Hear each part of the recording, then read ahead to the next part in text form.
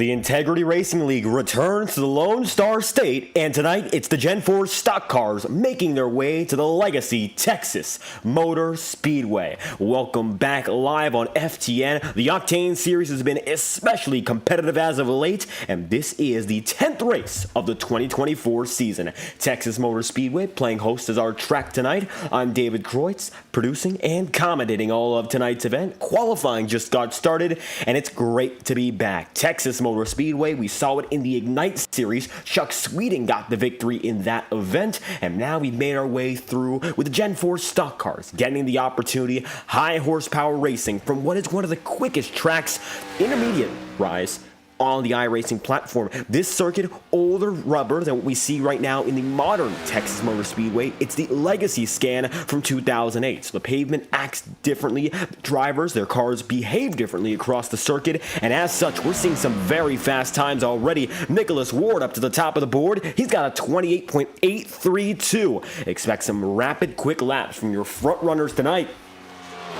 And Ward is going to break the doors down. Jacob Fife is going to go 1/10 of a second quicker. Fife coming off of his first ever Ignite Series victory. Finally getting it done just about 2 weeks ago. Justin Morton won last night, but Fife broke the winless streak, one that had existed for over a year. Hasn't won so far, though, in the Octane Series, I'm sure. Now, that's what he's got his sights set on. Cody Smith, Michael Araya going to be first and second. Nick Ward going to be in fourth. And Ross Cato going to be fourth, no longer, as he moves down into fifth. Matt Jonas also on the way, working down the back straightaway. 10 drivers have taken the time so far, with 2 minutes and 40 seconds left on the clock. As we move on for the remainder of this week and the rest of this month upcoming in May, we'd also like to thank the Hound's Tales podcast. They came on board with, of course, the Talladega event you saw last week, and they're going to be with us for the remainder of the month. Matter of fact, we will have a special interview courtesy of the Hound's Tales podcast, James Hudson, and that will be at our first caution of the day. So stay tuned for some extra content. Hound's Tales podcast going to be your home for competition dog hunting and deer dog hunting. From the fox pens to the deer woods, the Hound's Tales podcast is here to promote to ethical houndsman way and a positive light on the beautiful heritage of running dogs. With a new guest each week, information and news across the dog hunting community, and results from each weekend's hunts, you can find them here at Hound's Tales Podcast and their website, houndstales.com. They'll be with us all throughout the month on FTN. We'll have an exclusive interview tonight, and right now the number 22 of John Steele working down low. Looks like he's going to be done with his qualifying run. Braxton DeWeese on the move right now. Cody Smith has himself the pole position. He's going to be there with 15 thousandths of a second of buffer, but then Braxton goes up to the top, and DeWeese jumps up to the pole on that lap. 17 thousandths up, and it's going to be Braxton now moving up to the highest spot on the board. How about that for the 13 team? Now it's going to be Don Stevenson into second, and as Don goes through it, looks like he's got one more lap in him, but he's slowing it down all the while. DeWeese coming across the line. Braxton looks to be just about as quick, and he does improve. That will be his fastest lap of the session. Not gonna move up a spot. He's already on pole, but Braxton DeWeese gonna improve his time, but Blake Cannon will steal it from him. Cannon already up to the pole, 88 thousandths ahead, and that was on his first lap. Blake Cannon to the top, and just like that, number 27 makes it up to the pole position. He's now got himself up front. Tom Wetmore moves to 9th, and Alan Rowell 11th, with Matt Jonas in 16th. One more driver we're really waiting on is Ethan Lane here, but it looks like he's going to go sliding, and as a result, most likely going to be starting at the back of the field, not going to be taking a time. Sam Nieto having some internet troubles, did not take a lap. Same is going to go for Jim Fife, John Gearvon, Bobby Terrell, Brad Patton going to opt not to take a qualifying lap voluntarily, Brian McFerrin, and Randy Fiash. So a few drivers today not taking a lap, 18 of which decide to, and just like that, your starting grid is complete. And Blake Cannon's number 27, he's got the top time all the way at the high side of the board. It's Cannon starting up front. Let's get to know your starting grid here. 5 minutes of warm-up, and we're going to start up top. Blake Cannon's the number 27, leading the way tonight with a 28.426. The rookie with his first career pole position right beside Braxton DeWeese. And DeWeese right there with a 28.514. Don Stevenson going to be third on the order. He's got himself right there, 28.567. Cody Smith is position number 4. Michael Arroyo rounds out the top 5. 6th is going to be Matthew Thunhorst, and Jacob Fife is then and there in 7th, with Kyle Cooper's number 73 in 8th. 9th place, that's Tom Wetmore, and the 97 of Nick Ward will conclude the top 10 with a 28.752. 11th place will be Alan Rawell, and Sean Kalis is going to move up to 12th. I believe that's his best qualifying run of the year so far. Ross Cato is going to be in 13th, and Bobby Ross is in 14th. Eric McFarland, 15th. Matt Jonas, 16th. And Eli Cars in 17th. John Steele, position number 18, the final driver of which to take a time. Ethan Lane, going to be 19th. And Sam Nieto rounds out the top 20. Additional drivers include Bobby Terrell, Brad Patton, Brian McFerrin, Randy Fiash, John Gearvon, and Jim Fife. 26 drivers in your starting grid here in Texas. Now, we're looking at the field here at the virtual Texas Motor Speedway. It's my first broadcast in about a week and a half, and it's funny enough, I just came back from Texas. Texas Motor Speedway, unfortunately, they don't have all too much racing all throughout the year. They had their race for the NASCAR Cup Series and the like just about 3 weeks ago, if we're looking at the schedule proper, so unfortunately just missed the cuff on that. And, of course, it's good to see it in the virtual form, even if I didn't see it in person here. Texas Motor Speedway, controversial circuit, that's no doubt. But one thing you're going to notice tonight, which we saw Texas Motor Speedway previously with the Ignite Series, this is a different track on iRacing, technically speaking. Same name, same brand, same size, but the one thing you might notice is the pavement, it looks different. It might remind you of maybe Atlanta, maybe another worn-out intermediate circuit.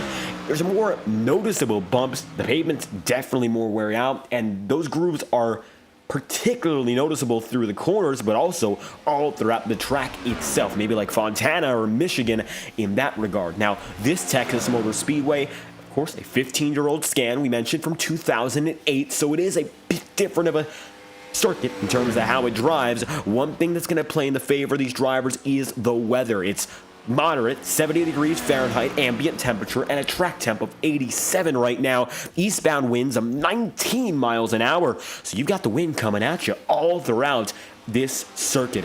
No precipitation in the air, and even though this is a worn out circuit and tires are going to get very, very hot here, got a little bit of help thanks to that wind and the cloudy cover that you see up at the top of the screen most often. Taking a look at our warm-up charts right now, the fast man is Ethan Lane with a 28.517. Keep in mind, that would have put him in third in the qualifying charts if he were to set that lap in the session correctly. Of course, he spun coming around on what would have been his first complete lap, and that was not meant to be. Tom Wetmore right now going to be second on the track. He's the number 51, finding himself working through 3 and 4, and he's now looking for what could be win number 1 on his season. A tremendous performance he had in 2023 as the full-time driver, tied with Seth Newell in all-time wins. Ethan Lane has snatched that title back thanks to his continued success, and we got to watch out for Lane again because he might be able to put himself in the realm of maybe the most wins in a season in the first half. We're 10 races in, and he has been dominant most recently. We saw that victory, which was at Talladega last week. Anyone can win at Talladega. It just so happened Ethan Lane was the man. He's one to discuss. Tom Wetmore is too. And Brad Patton, you got to wonder if that breakout is due. He has been quick despite the fact he is choosing not to qualify for any race this year. Last year in Texas, he was very quick before a pit stop miscommunication, and that sent him all the way down. You go to think he recovered for a top 10, but wasn't quite the finish he wanted at the end of the day. Eric McFarland right now is going to be in 6th, and Sean Kalis is 7th. Jonas, Gearvon, Terrell, 8, 9, and 10. As it stands, they conclude the top 10 of your warm-up session, and Ethan Lane is the quickest on the circuit. Practice has concluded here in the Texas Motor Speedway. Now, for the first time tonight, we're going to see your starting grid in full form. Warm-up has concluded. Ethan Lane, the quickest man in this session. Now to move on to your main events.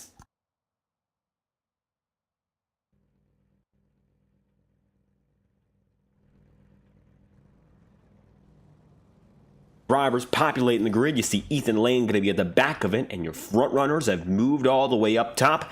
Blake Cannon, the driver to look out for at the front of the field, and his first career pole position. An exciting opportunity for the 27, who has quickly become one of the more competitive drivers in this field.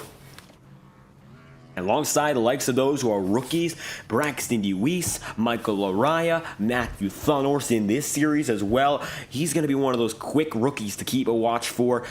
Cannon hasn't gotten his win just yet, but it looks inevitable. He'll be fighting for one today. Braxton DeWeese on the outside. You'll see that number 13 making the move right up top. DeWeese with that thrilling victory at USA International in the Ignite Series. And, of course, he's been quick in both. He's been one of the more consistent drivers on both sides of the coin. And another opportunity to prove his worth tonight, as it looks like it's just about time for the iRacing official pace car to let loose, stick it out of neutral, and move for the first time on the day.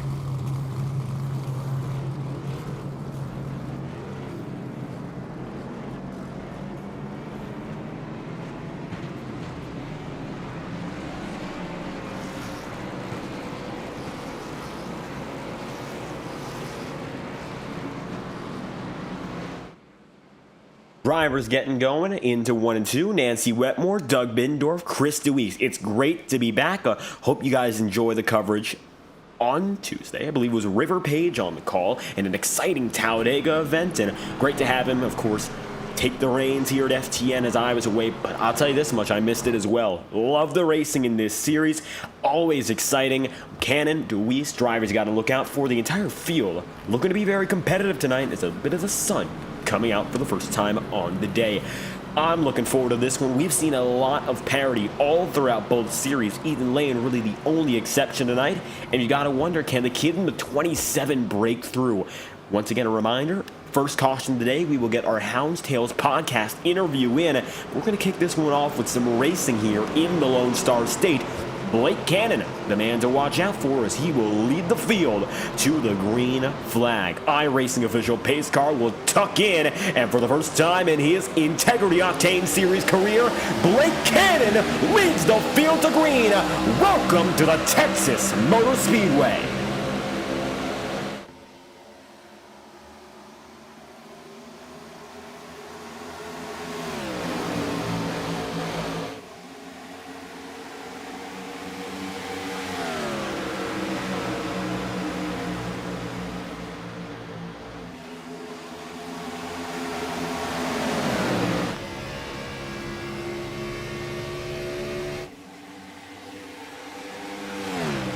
Cannon at the line is your race leader. It's great to be back here at Texas, and so far the bottom side is going to be the dominant lane. You take a look all the way down low. There's Blake Cannon. He's got Braxton DeWeese with him, Cody Smith and the like, and as all the drivers rush through up in front, looks to be a relatively calm single file procedure. You'll see double file a bit further back. Ethan Lane right now running with Bobby Ross. Ross going to be with Kalis, Matt Jonas. About a year ago, Bobby Ross made his first few starts in this Integrity Octane Series, and he was on a rapid ascent. Bristol Dirt, Texas, landmark races for him, getting his first top 10, then top 5. Eventually, he got that first podium, and the 45 machine looked to be pretty strong in the next gen. However, it was a part-time campaign where they couldn't realize any opportunity of chasing the championship. This season might be a bit of a change. Right now, trying to settle in long-term with the Gen 4. Unlike many other drivers here, we haven't seen all too much of Bobby Ross in the long term. So figuring out what he's got is right now, Brad Patton's already up from 21st up to 14th. Wow, what a jump that is. Patton making the moves. He did not take a qualifying time. So 21st was assigned to him by the race session. Now he's already picking drivers apart and looking down to the inside again. Ethan Lane, he came from 19th up to 12th. Both drivers are doing the same thing, and they are drilling through the field. And it looks like when Lane gets the job done, Brad Patton soon comes right after. So it's not going to be fun for these drivers, I'll tell you that much, as the Buckeyes number 73 of Kyle Cooper, he now goes right up top. Went to my first ever Buckeyes just about a week ago in Katy, Texas. Tell you this much, never knew what it was like. I thought it was like a gas station. It's a little bit more than that, almost like a miniature department store. The 73 of Kyle Cooper goes right up top, and he's going to let Ethan Lane go through. He's got Brad Patton now also by, and it looks like double trouble with these two drivers. Keep your eyes out for both Patton and Ethan Lane. Cody Smith gonna find himself right now running in second to Braxton DeWeese, and up in front 6 laps in out of 134. We're working through the early stages of the night, and it looks like for the time being Michael Araya right there as well. He rounds out the podium.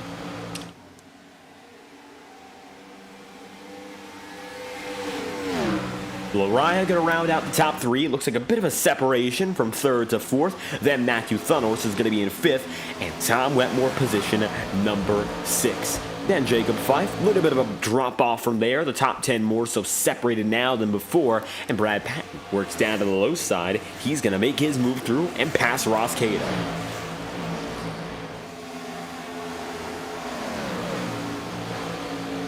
So now Patton going to be up to 11th, Ethan Lane to 10th. Mind you, they came through just within the confines of the top 20, and they're here already. Looks like Sam Nieto going to have consistent internet troubles. He's the 26th registry driver. However, he's not made his way onto the circuit. Unfortunately, looks like he's going to have some continued troubles as the night progresses. Braxton DeWeese, Cody Smith, Michael Araya, the 1, 2, 3 as they come once again across the stripe. And we'd like to thank our partner at Tango Paints for coming back live on FTN and joining us for the rest of the year. Tango Paints providing high quality iRacing sim racing liveries, no matter if it's iRacing or not.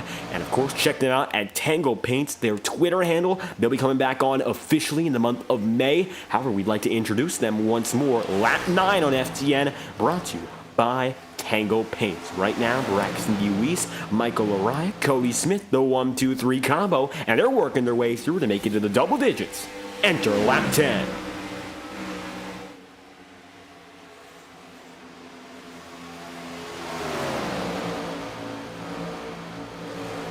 Now it looks like Braxton's going to just keep the defensive driving as his normal style for the early portion of this race. 134 laps on the table, comes out to about 200 miles exactly here. So we're looking at a strategy race if it does end up coming down to the green flag running. So far, most drivers are wearing out their tires. Not all too bad, but you're starting to see the deficit. Braxton DeWeese that time by is going to run at 29.634. Michael Araya a 29.623, and Cody Smith a 6.51. Looks like right now everyone really keeping each other tight in the small bundles we're looking at. However, it's not going to be an overall huge cluster of a pack. Maybe not what you expect given the Ignite Series event going slightly differently. Notably, Chuck Sweeting, who won that race, he is not here with us, even though he is one of the double-duty drivers for most weeks of the campaign. Michael Araya got by Cody Smith. Now he's looking to Braxton DeWeese. 12 laps in, looks like that number 44 machine might be the driver to look out for, trying to go all the way down to the inside. He is gonna sink her deep. There we go, Michael Araya to the race lead for the first time tonight. DeWeese, the pole sitter, gonna lose just a bit, and as such, it's now the number 44 who finds himself at the forefront of the race leading battle. Cody Smith has stayed there, and maybe there's an opportunity for, of all drivers here, Braxton DeWeese and Cody Smith to make their way by and maybe pass once again. But as it stands, it looks like it's going to be Cody Smith, Blake Cannon, 3rd and 4th. A little bit of a gap to Matthew Thunos, who's in 5th right now. And Mr. Consistency across both series. Oh, a man to look out for successful nights. 13 laps in, he's in the top 5, and the hard chargers are coming right by him. Lane and Wetmore, 6th and 7th, they're coming in. 14 laps through, their job is not nearly done. I'll tell you this much, 14 laps in, looking at what could be a longer green flag race. We'd like to welcome, of course, our special guest for tonight's event. Even though he not had a very early caution here, we'll try to get a word from our one and only James Hudson tonight. Hudson coming in from our partner for the month of May. and that is the Houndstales Podcast. So, 15 laps in, let's get a word from this month's sponsor at Houndstales Podcast, James Hudson. Thank you for joining us here on FTN. Great to have you aboard, not only for this interview, but for the entirety of the month. It means a lot to the entire Integrity team, and it's just great to have this opportunity to speak to you today. I appreciate it, man. I certainly do. Well, I'll tell you this much, for a few of the viewers out there, I'm sure they might not know exactly what we mean when we talk about the Houndstales Podcast, so I'd like to kick it off with that. Is there any way you'd like to introduce what we're looking at here as we want to spread more awareness about what's going on? Sure, man. So I used to race in this series back in the day, so I really wanted to be able to reconnect with these guys and bring something a little bit new to the Integrity Racing League. But the Houndstales Podcast is something that I do every week. It's a podcast centered around dog hunting. I know probably a lot of people that are listening and watching this probably have no idea what I'm talking about, but as a houndsman, I wanted to be able to present this to people that don't have an understanding and promote the ethical and responsible heritage that we try to preserve with dog hunting. And, just kind of making sure that we can preserve this sport that we love and the love of the hounds that we have. Well, I'll tell you this much. For the viewers who do go to houndstales.com, there's a little bit more information about how this all got started. And one thing I noticed when looking through it, this has been on for a few years now. Started in 2020 around, of course, the pandemic and such, getting things moving around that time. And I'd like to ask, when it comes to the creation, what led to the series of events to give way to this podcast as it first started? So, like you said, it was being in the pandemic. It really kind of you get bored during the pandemic. So it kind of gave me a little inspiration to do something different. I've been a houndsman my whole life, so I wanted to be able to present something for everybody to enjoy that are houndsmen, and not only for the current houndsmen, but for the guys that are that don't know anything about it. So that's what kind of inspired me to do this. And then, when I had my first son back in 2021, I had to take a little bit of a break. And 2022, excuse me. You know how time goes. But I had to take a little bit of a break, and then I picked it back up in October. And since October, man, it is really taken off. We're looking somewhere around 34,000 downloads now. So it's been a real blessing. It's been a real godsend, and I hope that maybe doing this will maybe bring some more awareness to what we do as houndsmen, and bring a more positive light to what we do. And when you say, of course, the downloads, the ability to reach out to a bigger audience, that's one thing I want to touch upon here. When it comes to spreading the message, where can viewers look to find this information? Because it looks like there's quite a few platforms to sort of look around, not only your website, but also additional sources for podcasts, or anything in particular. Where should the viewers go? Yes, sir. Most of our stuff we do on Spotify. That's where most of our downloads are at, and that's where most people can find us. But we are available on any of your listening platforms: Apple Music, YouTube Music, anything that you use to listen to your favorite podcast or music.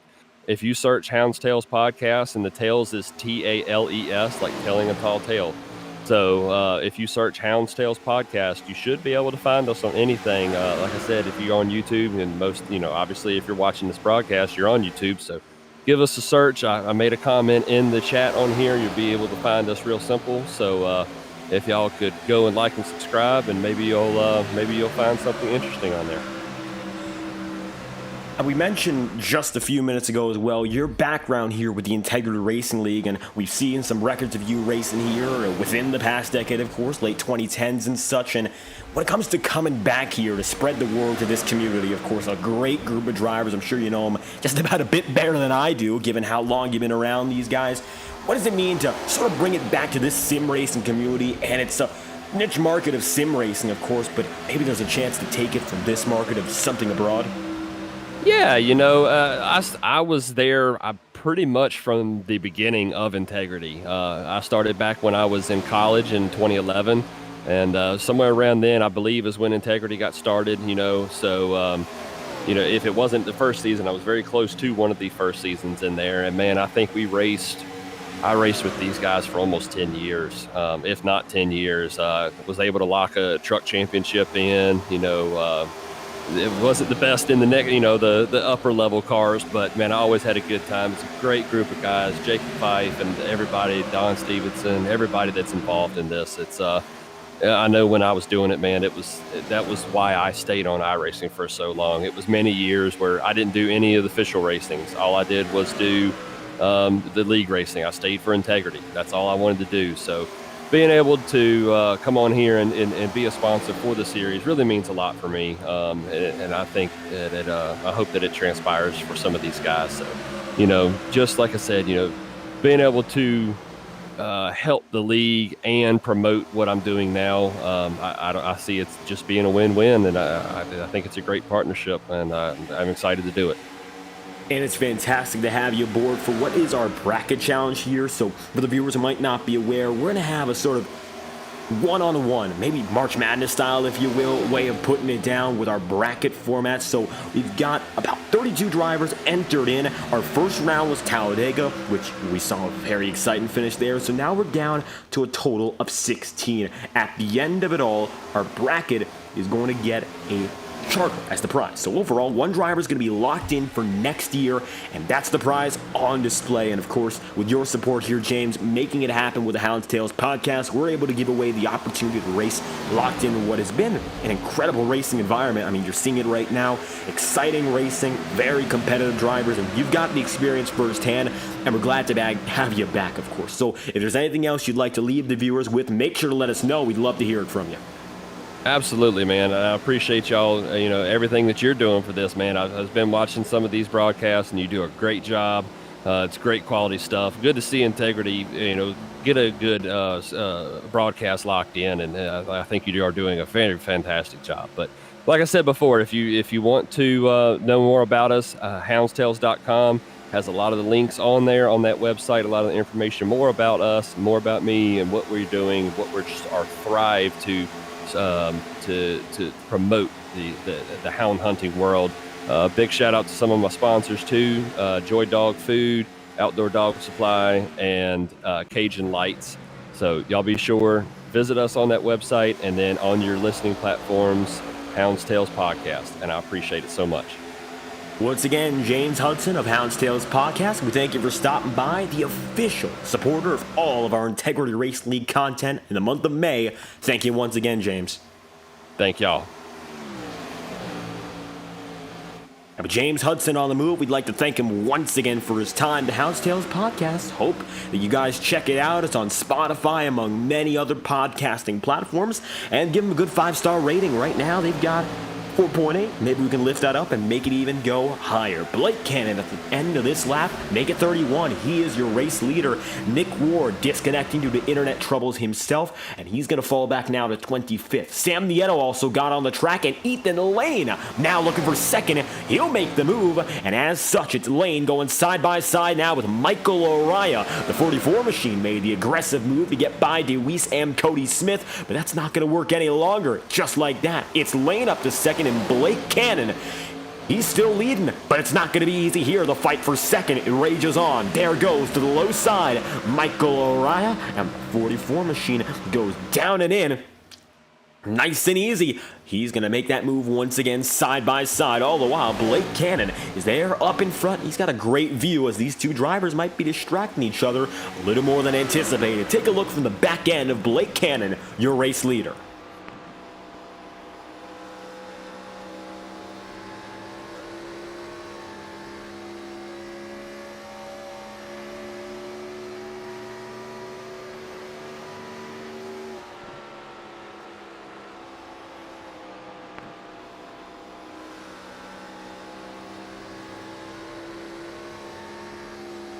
Blake Cannon working down that back straightaway, no longer has to worry about double trouble, but I think Ethan Lane is trouble enough. There goes the 54 right up top, and Ethan is now all about getting that lead. He's put all the effort in to get up to this point, from 19th up to second. It's going to be full steam ahead.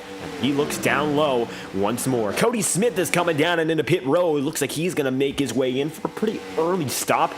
34 laps in out of 134, maybe betting on this being an entirely green flag race, a 34-50-50 split. That might be the way he does it, so he might have one more pit stop in mind regardless of what he's doing right now. It's an alternate strategy that might work out, and we'll see where it goes for the number 18. Blake Cannon finds himself still advantageous, and we'll look throughout the field as this battle revs up. It's going to be now Sean Kalis to the bottom side. He's got quite a bit of damage. However, it looks like he's not all said and done, and it's going to be Alan Rawell going right up top again. It's Kalis who's coming down to the pit road, and it looks like drivers are making their way in early. In this case, Kalis has some visible damage, and Cody Smith, he did not have an extended stop. He went in for service only, but I think for Sean, the right side is not looking the best, so he'll have to worry about that for the remainder of the day. Matthew Thunhorse right now going to be coming on to Tom Wetmore, and Wetmore's number 51 now being hounded in itself. And Braxton DeWeese also coming through. The number 13 of Braxton working to the bottom side. He's going to try to make something happen here with the number 80. Maybe a bit of momentum there down low can get by Wetmore. But right now, Tom's got the spot, and it doesn't look like he's giving it away. Few battles are also happening in the back. You see John Giervon and John Steele are working at each other close. And the number 22... there's Steele. He's just about a tenth and a half back now as he slowly but surely gets back off of the number 33. Looks like for now, nothing crazy. Jim Fife in the number 63 runs in 20th as we speak. So top 20 run right now for Jim might be his best finish of the campaign so far. Brian McFerrin, Matt Jonas, and Bobby Terrell. That's the middle of the field exactly. 13th, 14th, and 15th, smack in the middle of all the action. You see there Bobby Terrell working up top. He's going to be blocking both drivers. We'll see how well he can defend upon the both of them as McFerrin goes up high. Maybe Matt Jonas going to try to stay in this lane if McFerrin were to make a mistake, but nothing comes of it. 38 laps in, it looks like it's going to be now Brian down to the bottom side, looking even lower there on Bobby Terrell, and that's going to be a move good for 13th. John Steele and John Giervon are not going to be coming in together. Jim Fife decides to go in with a number 22. It's a two-car entry, and we are in our first pit cycle. Damage or not, it looks like drivers are coming in already, and that's going to be the way it goes for the early portion of this race. Perhaps now we're going to see some drivers try to go for the early pit stop and split it evenly later.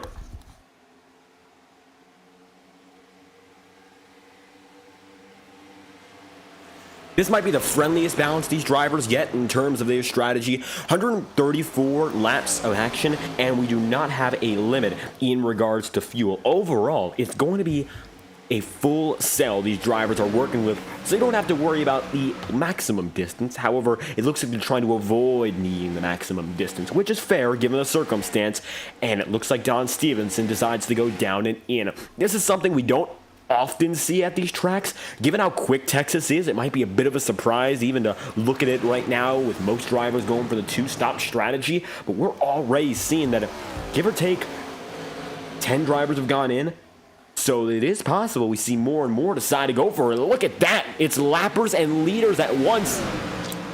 Wetmore being pushed out of there with Cody Smith and Matthew Thunhorse, and they're going to be 2x2, maybe even going 3 wide here, as you see John Steele down to the bottom side. He's quick because he's on new rubber. Sam Nieto, the lapper's also going to be in the mix. Nieto has not gone down to pit road in 21 laps. However, he's running dead last right now. He's also there, nearly going 3 wide. Wetmore goes up to the top. He's got Brad Patton with them. It's the fight for position with lappers coming by, and it is tricky here in Texas. Nice move for Wetmore up to third. Patton, well, he survives, and that's another plus for him and Wetmore alike. Ethan Lane opts to drop in this time through. He'll take Eric McFarland right there with them. It's getting very tight here in Texas. I'll tell you this much. These drivers are using just about every inch of the track, and they are doing so, looks like relentlessly. Even if you're at the front of the timing sheet, if you're at the back, you're a lapper, you're a leader. All of the above, just like that. Cannon, he comes in with Brad Patton one more time, and Kyle Cooper going to be making it through. It looks like now Cooper up in his 7th. Let's take a lap on board right now with a man running right behind Nick Ward and see how quick it is with that new set of Goodyear rubber. The 97 now in hot pursuit as he just got by Kyle Cooper.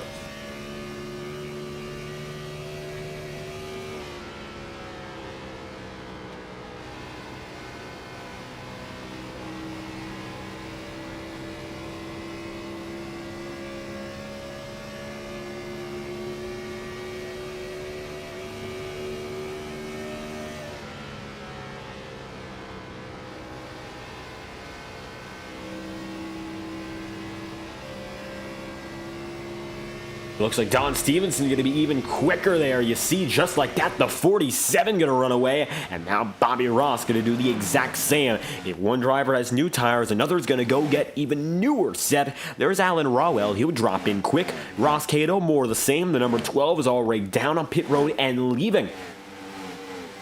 And it's going to be a trio of DeWeese, Fife, McFerrin, all coming through. Looks like Tom Wetmore went alone, and he's going to be caught up to here as another bunch of drivers have come down and in. So it looks to be clear now it's not going to be possible to go for that one-stop strategy, at least for the average driver. Maybe someone's going to try it here, but I don't think that's the case. Michael Araya's coming in, and so is Matthew Thunhorst. I think that's a sign here that we are not going to see one stop at all. Two stop is the move. Drivers coming into about lap number 45, 90, 135. It's going to be very tight, but it's possible now for drivers to go all the way. Just like that, we are in the midst of our final pit stops in cycle number 1. John Giovanni coming in from 5th in his Pepsi number 33. Cal Cooper finds himself right now moving up. He's in 4th. Matthew Thunhorst on pit road with Michael Araya. All the while, Cody Smith, he's now your new race leader in that Chevy Monte Carlo. It's the number 18 up and away in the Next Level Racing Chevrolet. He's got the lead. He's on a 12-lap stint right now, so he's been able to roll around a little bit longer, and that's going to be, of course, a bit more of that tire wear. We'll see whether or not that comes to his benefit right now with major track position, or if he's going to be caught up to eventually. More than likely, given the way this often plays out, it will be more of the latter. And as it stands, it looks like he's going to be coming across the back straight with a 7.3 second lead at lap number 47. Let's keep that in mind. 7.3 seconds, that's the gap right now. Don Stevenson is a quarter of the track away. So, 7 seconds, give or take. Let's see how quickly he gets caught up to, because it's most likely going to happen. And Ethan Lane right now is in hot pursuit of Brad Patton, going down to the inside. And he's got the spot. Lane making it down and in. There's the move. It will be for 4th if he can keep it. And like so far, hasn't quite gotten it there.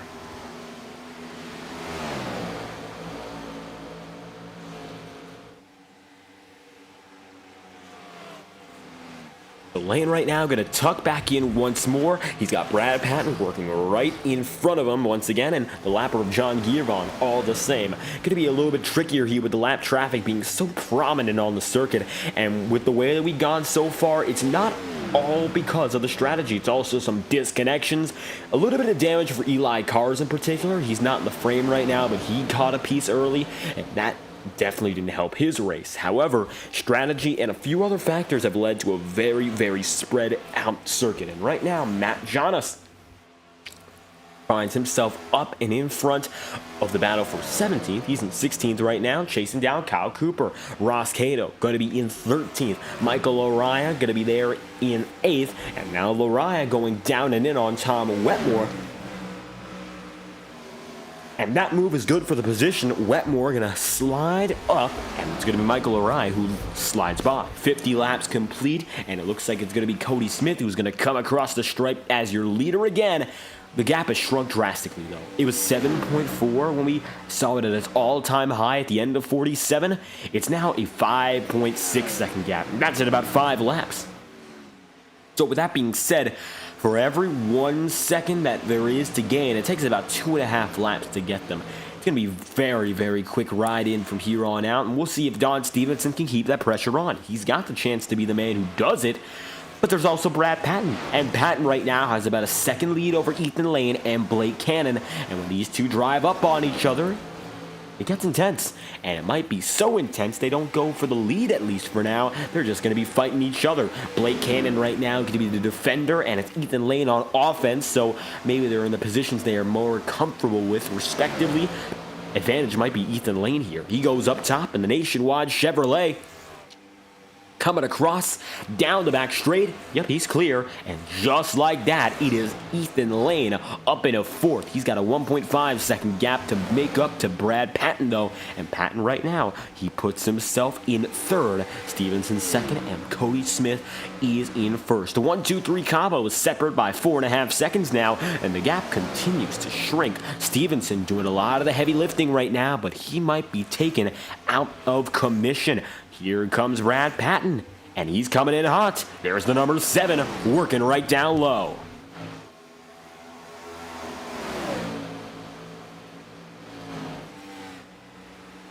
Patton now looking under. The number 47 of Don Stevenson goes right up high. They'll be side by side to 3, and Patton will take the pass.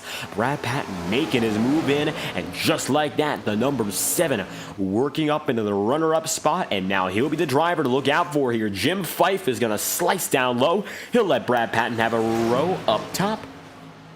Fife decides to stay down on the bottom. Jim Fife is 20th right now, just got put 1 lap down. Bobby Terrell set to be the man up next on the order. And it's going to be now Cody Smith, 3.5 seconds the gap, and it looks like he has lost about half of that lead he had previously. Not in the comfortable spot at all. Braxton DeWeese now going down on Bobby Ross. That's the move for 9th.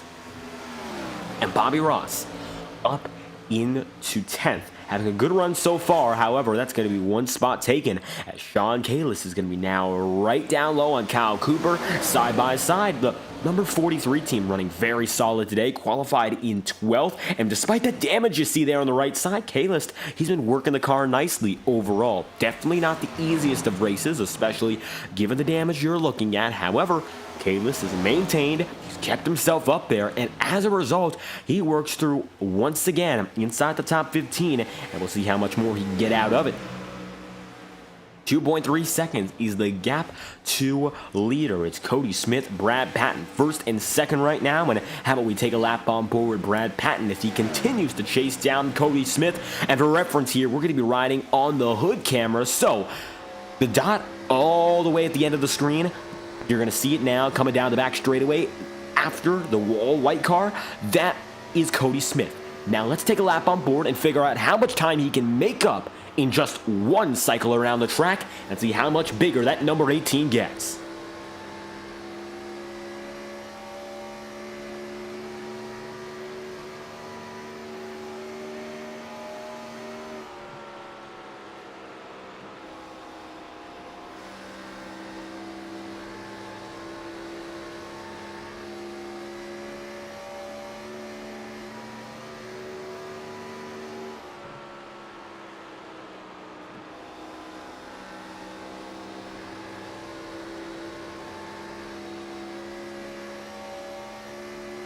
Coming across the stripe here, Brad Patton going to make it a 15/10 difference, so he's going to cut some time severely into that lead, 59 laps in.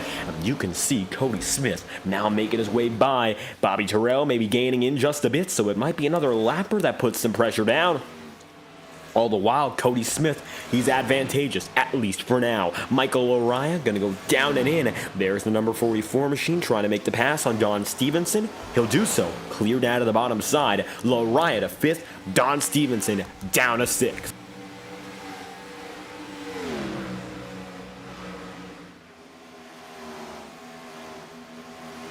So with Michael O'Ryan now inside the top 5, he might be up next looking at Blake Cannon. Ethan Lane got by Cannon, but hasn't been as quick to make other passes ever since. You see the ailing Alan Rawell is going to be up to the top side. The number 69 goes up there, and Ethan Lane right now making his way through in the podium.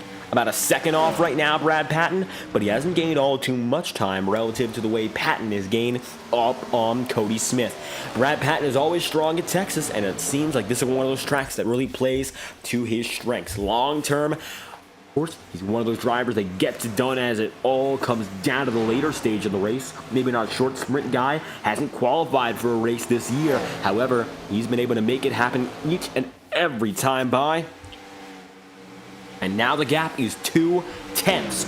It's going to be 2/10 of a second for the top 2 drivers, and Cody Smith, he's one of which right now. However, he's now got a load of pressure right behind. Number 18 machine going to be leading as they come down the back straight, but as you're right on board, not going to be easy to maintain. Here comes Brad Patton looking low. He's got it down and in.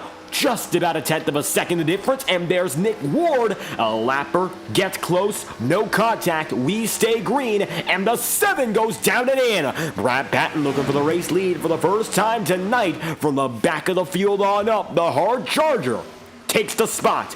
Now we'll see whether or not he can clear Smith up top. down the back straight. He's behind for now, but he's got momentum. Now Cody Smith can be working his way through. His choice is to back off. Brad Patton, new race leader, the number 7, up to the top of the board. And just like that, Brad Patton finds himself now as the leading man in this race. Ethan Lane is going to be about a quarter of a second off of Cody Smith, and now he's about a half second away from Brad Patton. It looks like when Patton got the signal to pass, Ethan Lane got the signal to go, because he's put it all out in these past few laps, and it looks like now he's going to be able to take away second just about as quick as Brad Patton did first for Cody Smith. And now Smith goes up top, and he's going to be passed again. All of a sudden, Ethan Lane up there with Brad Patton, and they're going to be fighting each other now at lap number 65. It is Patton, Lane, Smith, the top 3, and that might be due to change. Randy Fiash fighting a battle for position right now with Bobby Terrell right ahead of your leaders, so it's going to get dicey here. They're fighting for spots, and your leaders are coming up to fight for the lead. Of course, now Patton's going to try to use them as a bit of a roadblock. The number 55 going to let Patton go down easy. Just like that, Randy Fiash going to get swallowed up. Ethan Lane up and to go right down and under again. Quick move there. Brad Patton, overall, he's got the lead. Ethan Lane still about a quarter of a second away, so he has not lost a lot of time. However, looking to go back-to-back in victory lane. I don't think Lane wants to sacrifice anything here. Got to the point where a Lane victory is the likelier outcome of most others, and it looks like he's trying to keep it that way. But Brad Patton, who's looking to show that you don't have to qualify ever to get into victory lane, well, he's made it a very convincing case in this first half, and he'll just have to come around one more time to get that halfway victory, so to speak. He'll come around and he'll lead us in the second half of this race as the control car. However, Lane is getting close, and you can see that 54 now 1/10 of a second off, working down that back straight. Now it's going to be Patton up top, Lane even going higher. Brad decides to work it down on the bottom side, and at the line this time through, Brad Patton, he maintains and leads us into the second half of this race. 68 laps in out of 134, make it 67 laps to go. And Brad Patton leads from Ethan Lane in second, Blake Cannon in third, Michael Araya in fourth, and Cody Smith in fifth. It's going to be sixth place for Tom Wetmore. Don Stevenson is in seventh, and Jacob Fife is eighth, with Matthew Thornworth ninth, and Braxton DeWeese rounding out the top 10.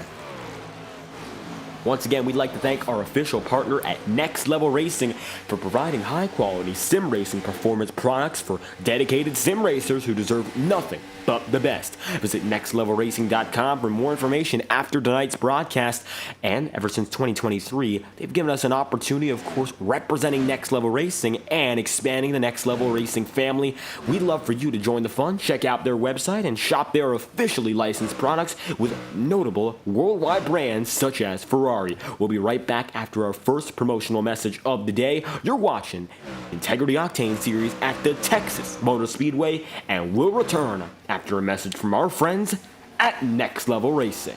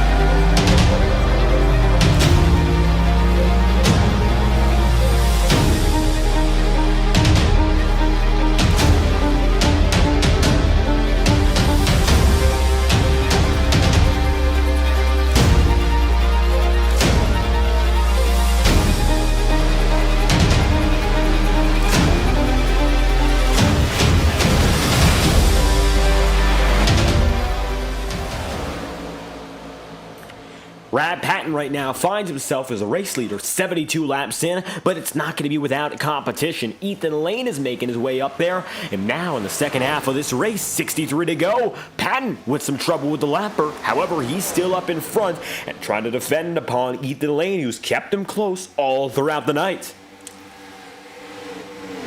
Lane finds himself right now just behind, decides to lunge to the bottom side and make it side by side again. Looks like Lane has been strongest using that low side to take the pass. If you open the door down low, Lane is due to get there, and he's due to make it a very hard time for you as a driver. And you can see, not clear, that's going to be Ethan Lane has a chance to send it deep once again. Bottom side has been preferential all night long, and just like that, the 54 still remains neck and neck. At the line, Patton with the minor disadvantage. At the line, it was a 9,000th of a second difference, so Lane is quick, but he hasn't quite gotten that factor of passing him fully. It's been close, very, but it doesn't look like right now he's been able to make it 100%, and Patton's going to have a chance to switch it right back, and all the while, Blake Cannon is watching on.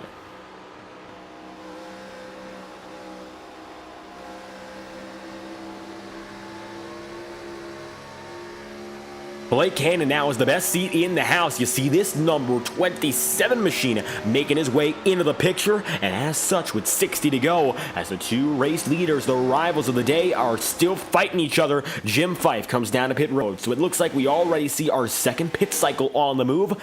Fife, Fiash, John Steele coming in. It looks like John Steele might need to go in one more time with a little bit of that right side damage. Keeping him slow, he's on the bottom side of the track and does not seem to be doing any harm. However, it's not going to be easy for him as this race progresses. As such, Brad Patton leads the way. He's now going to have only 59 laps left on the agenda as Blake Cannon has completed his redemption run. He's gotten back up to Lane. Looks like he's passed him.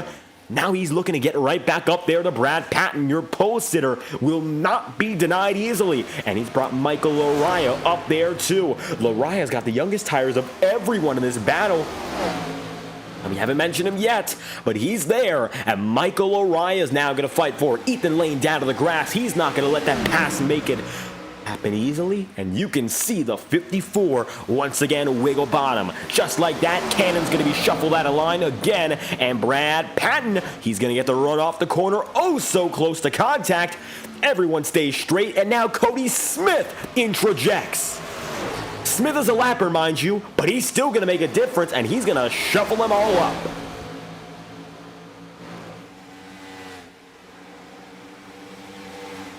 Now this is action-packed. 4 drivers, all at the height of their speed. Looks like every single one of them is in the prime of their tire life. And you can see now as Patton, Lane, Cannon, and Michael Lariah fight each other in succession.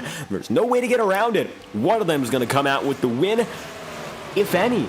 Of course, we have to make sure they don't wreck. And it looks like now Lane gets the race lead, getting it right in front of the number 7 in Patton. You can see him there, just like that. Blake Cannon makes do in third, and you can see Michael Lariah, that number 44, he now remains behind. Lapper John Steele also coming through.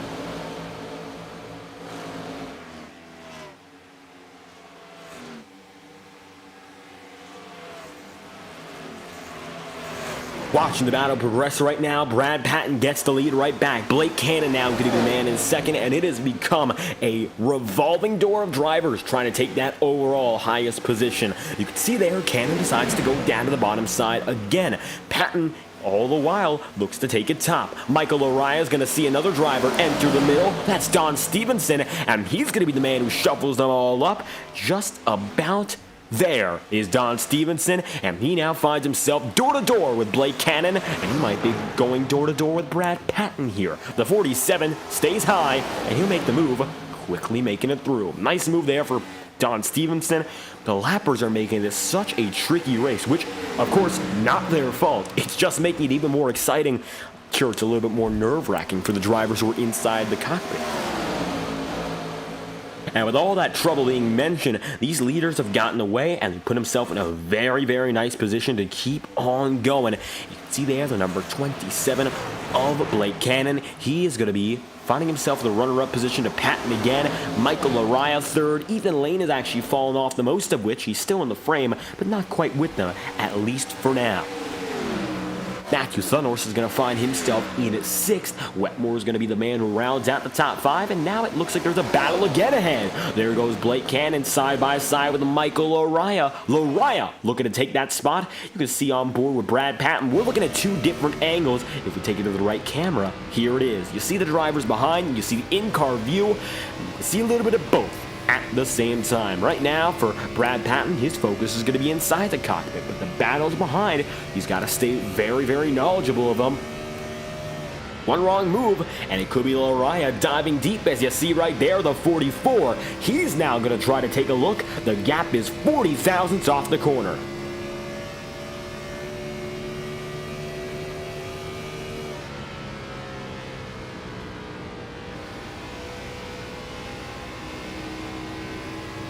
Just like that, Brad Patton going to put himself up in front with a little bit more of that defensive driving, but Lariah is getting closer. The 44 machine, he puts himself in a good position each and every lap right now because he knows he's got the younger set of tires. So, to recap what's going on right now in strategy, we are looking at a 2-stop strategy. No risks.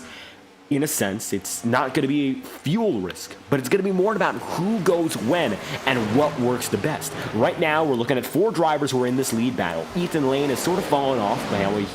He's done a great job of staying up there, and he comes down and in with Cannon right now. This is after a 42-lap stint for Lane and a 41-lap stint for Blake Cannon, respectively. They went long, to put it lightly. Brad Patton, he's on his 42nd lap, so relative to Lane and Cannon, he's just about at the same rate. They went in early, they decided to get it done, and of course, one of which, in that case being Blake Cannon, he decided to go a little less long. He went a little shorter, trying to get the edge, and it got him up into 2nd for a brief moment. Brad Patton comes down and in. He asked to this time by. He went a little longer. He's fought harder to get up to this point from the qualifying spot, much like Ethan Lane. Time to reset and move back into the mindset of going forward again.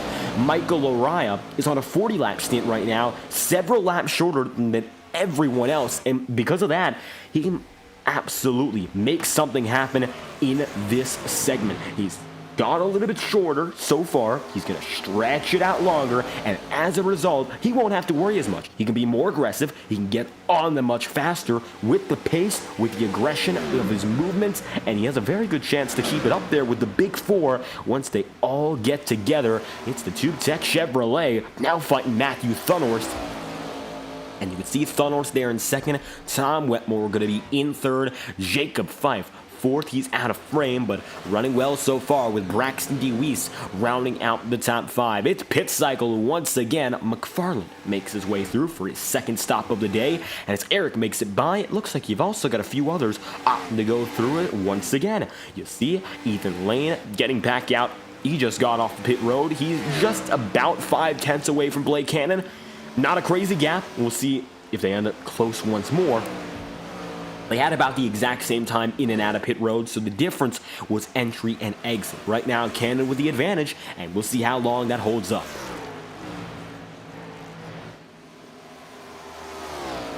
Matthew Thunhorse has made his way up in a 2nd, and even though it doesn't look like he's going to end up hanging up there by the time this race ends, a very solid run for Thunhorse. All things considered, maybe not the fastest driver tonight, not where he'd like to be. 6th he started, now he's up to 2nd. He's been consistently in the bottom half of the top 10, and maybe has the pace to keep it up there in the top 5 with the one spot that seems to be open. Ethan Lane down to the inside. That's a very, very important move, but he doesn't get it done, so it might be even more important that he missed it. He's going to try to go for it all over it again, even the coming laps. Lane stays in the back bumper there of Blake Cannon, and side by side they go as Tom Wetmore enters pit road.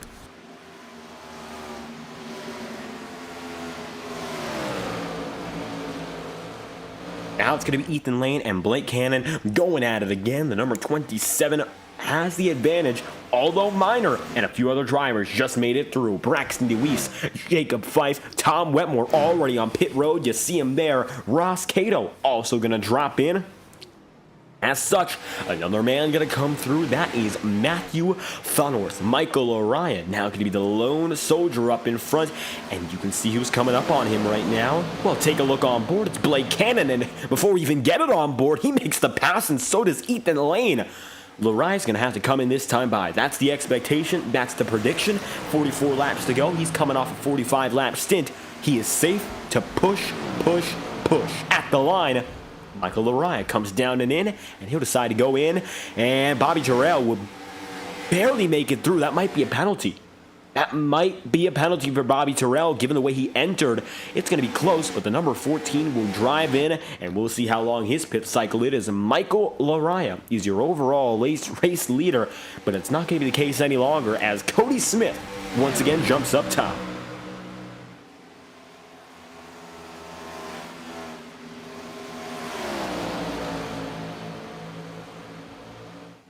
So Cody Smith up ahead, Don Stevenson second, Blake Cannon in third.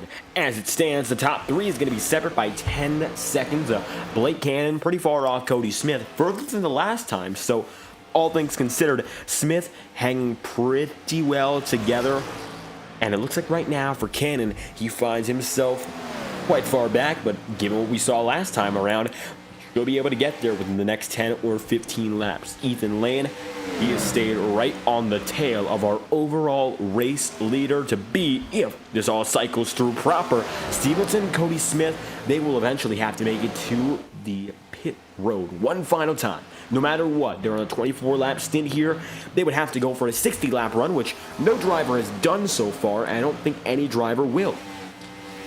With that being said, not the best circumstance to be in if you're Don Stevenson or Cody Smith looking for the race win.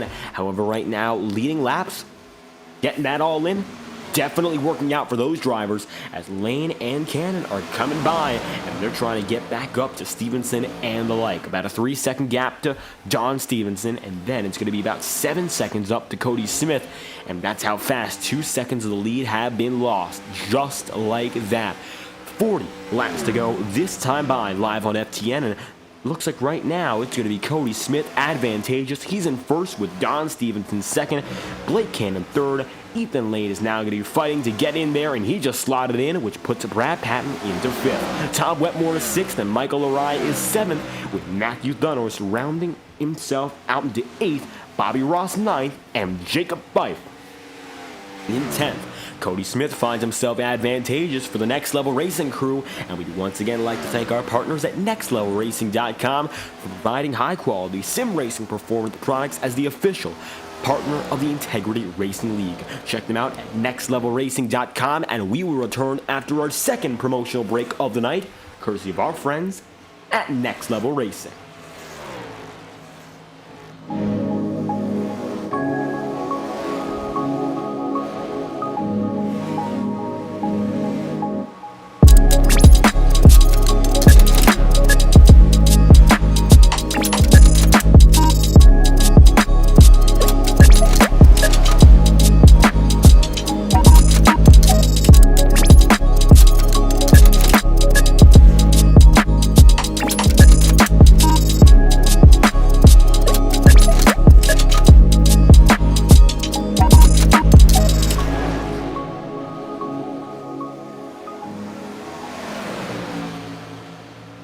And it looks like now the up front fighters once again coming together. Cannon is going to be with Pat and Ethan Lane as well. All of a sudden, all the drivers you've been seeing looking at the race win to be theirs, they're once again all stacked up. 37 laps to go, 98 laps in, and it's Ethan Lane up to second with Blake Cannon third and Brad Patton in fourth. The gap between them overall is going to be just about 0.4 of a second from top to bottom, from start to finish. Michael Laria, as it stands, he isn't quite with us in terms of being with the fight. However, he still has the opportunity to gain more and more time. We saw it before. He came out of nowhere, and he eventually got there.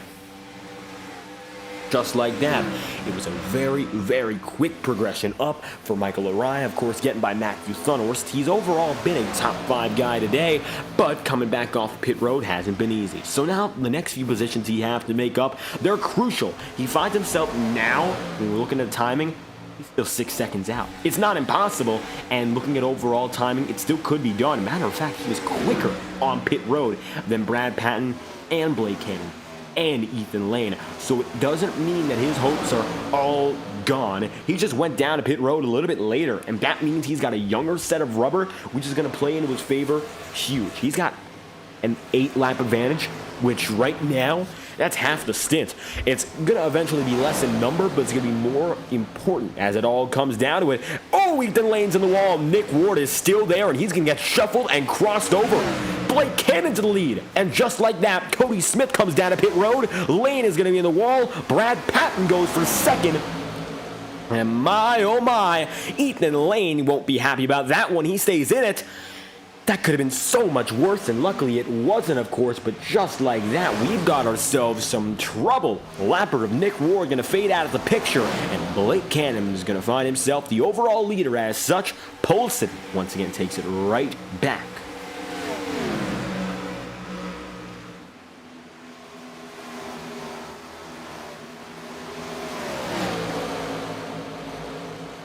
So Cannon's now got the advantage. Ethan Lane going to be second, and Brad Patton is in third. Michael Lariah then in fourth. The 1, 2, 3, 4 as it stands, working well, but it looks like Lariah still has a little bit of work to do to catch up. The gap now is 4.5 seconds to leader, so it looks like Lariah now coming into his own very nicely. It's almost like he's got the brand new set even still. 8 laps of advantage is a big deal when it comes to tires. And it is going to show. It's going to show sooner than later, at least, as Ethan Lane goes up top. He's going to have Blake Cannon come right by him, and they'll be side by side again. A caution-free race here at Texas, and it's been a great one so far. Tell you this much, if you got a favorite driver you're looking out for, let us know. Doug Mittendorf, Nancy Wetmore, Christy Weiss. Once again, like to thank you all for stopping by. It's been an exciting one here from the Lone Star State, and we've still got just a bit of ways to go until the checkered flag. Ethan Lane going to go down to the inside once again. If you want to see a little more FTN action tonight, this race is wrapping up quick. Let's just say that. We do have another broadcast going on right now, the Highline Racing League Truck Series. If you want to check them out after, we'll automatically redirect you on the FTN YouTube channel to our next event. So if there's more to enjoy, well, just stick around and we'll have another full race for you on the FTN channel. Right now, Blake Cannon makes it past, and as such, he's going to get by Ethan Lane. It's going to be Cannon, Lane, Patton. 1, 2, 3 as it stands. And just like that, it's going to be Cannon holding his own. Michael Lariah, now the gap is going to be 3 seconds. He's on the same straightaway. Not quite as close as he'd like to be, I'm certain.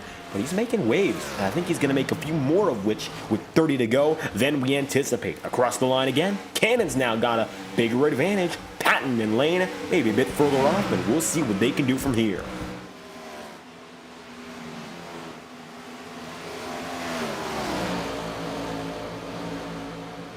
So all of a sudden, Brad Patton going to be a little bit further off, and Ethan Lane the same here. Lane had that contact with the wall, which might have changed things. Bobby Ross comes down to pit road quickly.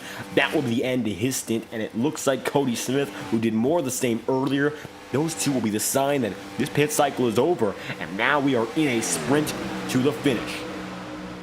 Blake Cannon finding himself right down low, working to the bottom side once again. He's got it there with a 0.3 of a second advantage. And Ethan Lane is going to be second. Brad Patton there is third. Lariah going to be fourth, and Tom Wetmore is in fifth. Matthew Thunor sixth, and Fife in seventh. Overall, a close battle just outside the confines of the top 10. It's the battle for 10th itself. Cody Smith just got 10th, and now he's looking to get back on the lead lap, taking it from Kyle Cooper.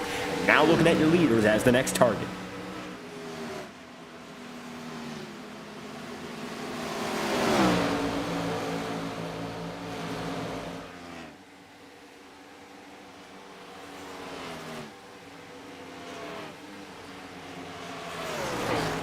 Kyle Cooper now going to be far out of the picture. Cody Smith back on the lead lap. He gets exactly what he needs out of that, and as such, Cannon and Ethan Lane 1, 2. They find themselves advantageous. Brad Patton going to be in third, and Michael Lariah going to be in fourth. 1, 2, 3, 4. Now a gap of 2 seconds.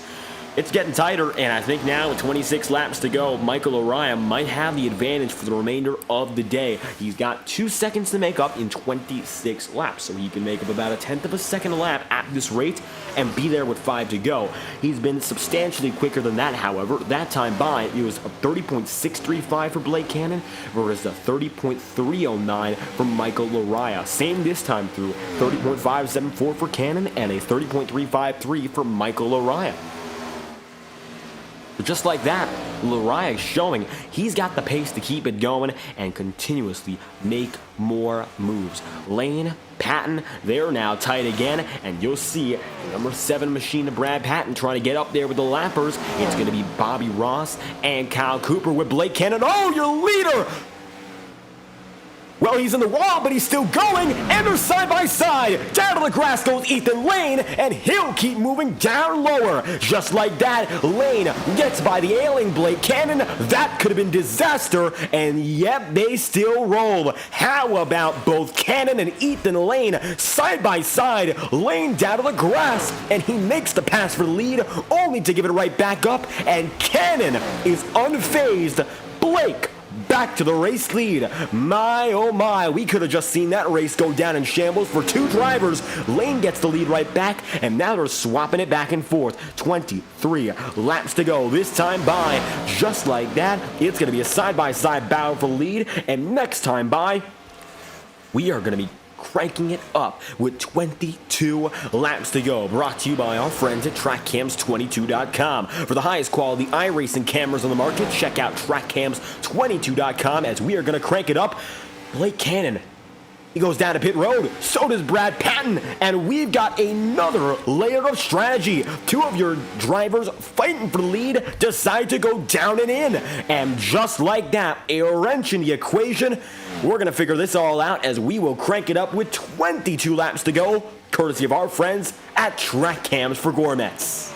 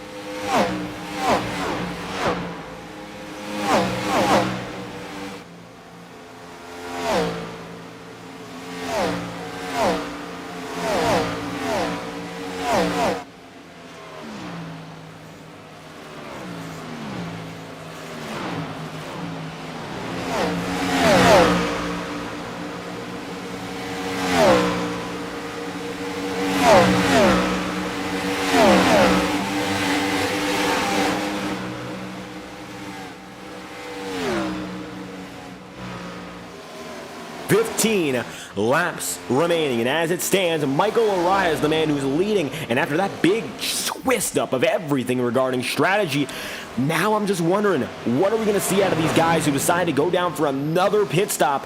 It's a bit of a splash and dash, and now they are running to get back up in front.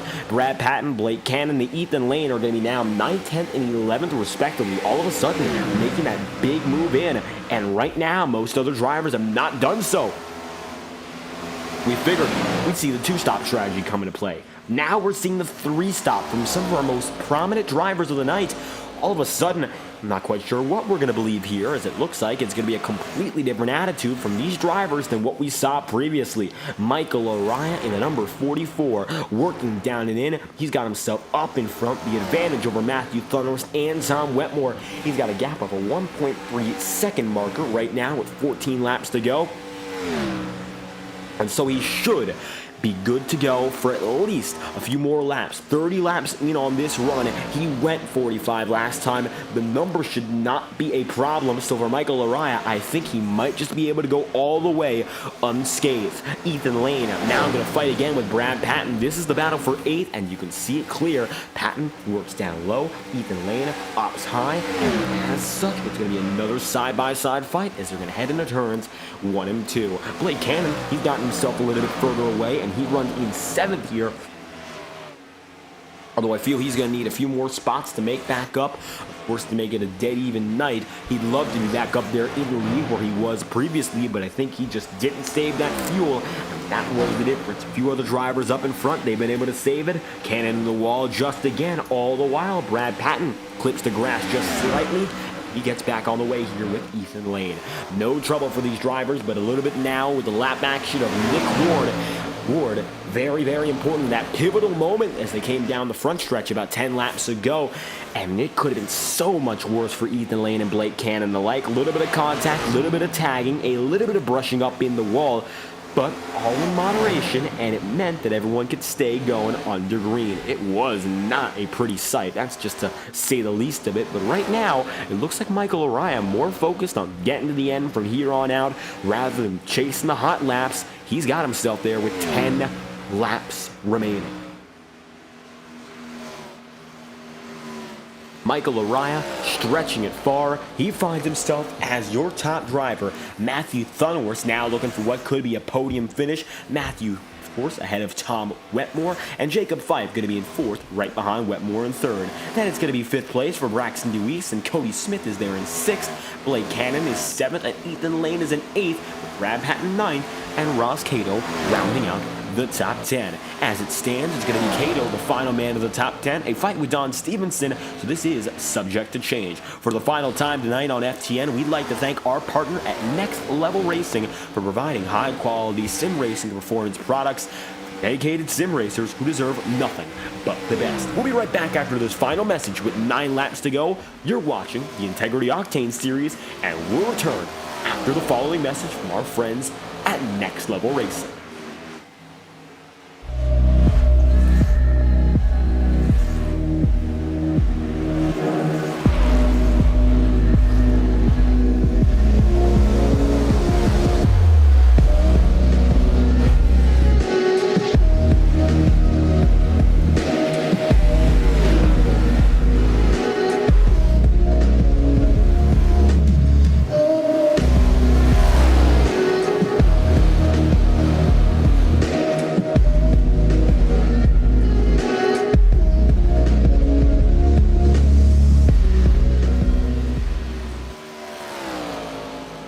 Seven laps remaining. Coming across the stripe again, and we'll make it 6 for Michael Araya, who has held himself very well today. Not a clinic by any means. It was a back and forth rotating door of a race, but when Michael Araya first stepped up into this battle for the race lead, it was clear he came in with a purpose. He came in later into the fight. He had himself saved up, and as such, he's now found himself as a leader, saving up tire and putting himself in the perfect spot to go potentially all the way. A little bit of a battle here with Blake Cannon, and there's Cody Smith. Smith going to fall back into 6th here, and Cannon back inside the top 5. Overall, Cannon getting away better than both Lane and Brad Patton. Lane going to be fading back into 8th, and Patton in 9th. Given how well they've driven today, I'm sure that's not the most Anticipated result, perhaps a bit of a disappointment overall. However, still going to be a solid top 10 when all is said and done. Only about 12 drivers left on the lead lap, and Kyle Cooper is the last of which. John Giron right now, 1 lap down, in jeopardy of going 2 down, as in number 44 comes across the line again. 5 laps to go, and working down the back straight to make it 4. Michael Araya in a real good spot to take it to the very end. Got himself there, worked the strategy nicely. He's on a 38-lap stint, which isn't necessarily all too long. It's going to be 43 laps when he comes across the line for the final time. He went longer on the previous run and went longer on the first by a wide margin. Unlike his competitors, that's the big difference today. The tire strategy is a huge deal. That's why Matthew Thunhorst, who we have not mentioned in large capacity today, that's why all of a sudden he's up there inside of the top 2. That's why Tom Wetmore, who's been really silent today, that's why he's inside the top 3. And Jacob Fife, I think we've mentioned him about twice up in the front of the field. He's 4th right now, and he's convincingly 4th. I don't think Blake Cannon's even going to have enough time to really make anything happen here. Got a bit more speed, but with 3 laps to go, it's not going to be easy. We'll see what Cannon can do. Never say never, but right now, Fife in a very good position for himself. He runs there with 3 to go. Wetmore comes down the back straight. Matthew Thunhorst in the 3 and 4, and Michael Araya set to come across the stripe. He's got himself there advantageous as he comes through once more. 2 laps to go. Popsicle sticks are out for the number 44 of Michael Araya. And yeah, Cannon has made it up to Jacob Fife, so that's going to be a change. Now Cannon down to the bottom side, looking low on Fife, and just like that, he's made a several second gap disappear real quick. So Cannon now going to be right outside the podium. I don't think Tom Wetmore is going to be reasonable to hit, though, with so little time on the clock. And now we're going to move around once more. 1 lap remaining. The white flag is going to fly for Michael Araya. He's out in front, and he's going to be setting himself up to take it to the checkered flag. Leading the way, getting it through one of the most intense battles we've seen all season long. Araya's already gotten his fair share of wins so far, but he's looking to settle the score, put himself back in the championship fight, and show that he still got it in a race with no cautions. It came down to driver skill, and tonight, Michael Araya had all that and then some. Checkered flag flies for the 44. Michael Araya will win at the Texas Motor Speedway.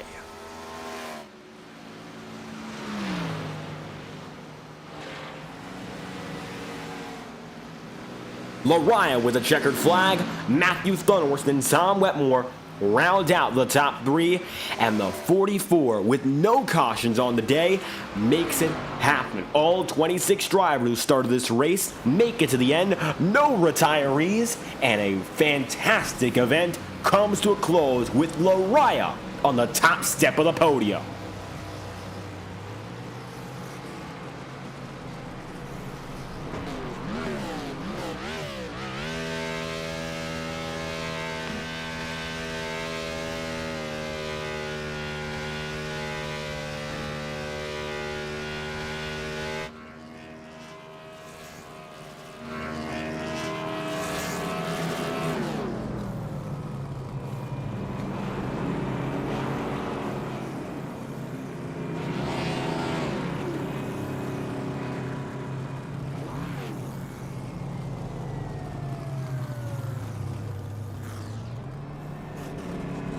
Araya finishes up the celebration. Checkered flag out for the 44 tonight. Unfortunately for the driver, of course, he generally works with, and Sam Nieto, his teammate.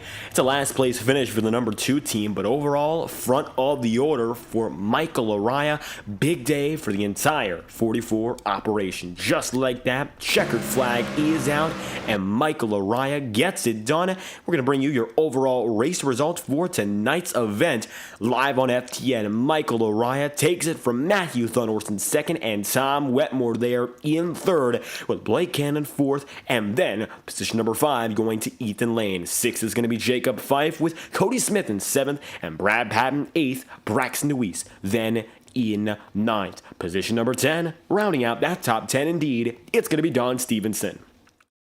Then 11th is going to be Ross Cato, and 12th is Kyle Cooper. It's going to be Brian McFerrin in 13th, Bobby Ross 14th, and Eric McFarland in 15th. John Giron is 16th, with Matt Jana 17th, and Bobby Terrell in 18th. Jim Fife is 19th, and Alan Rawell rounds out the top 20. 21st, that's going to be Randy Fiash with Sean Kalis 22nd, John Steele 23rd, Nick Ward 24th, and Eli Cars 25th.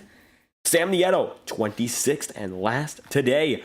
And Michael Araya, the man who gets it done in the number 44, pulls home here in Texas. Everything's bigger, and this win, it is huge for the 44 crew. So let's get your overall race winner in the broadcast booth. Michael Araya tonight came down to a battle of four. Came down to an exciting finish, of course. We saw the battle for lead, how aggressive it was, the strategy being involved, and it looks like you played the strategy better than anyone else. That's what got you here into victory lane. Checkered flag's yours, Michael. How you feeling?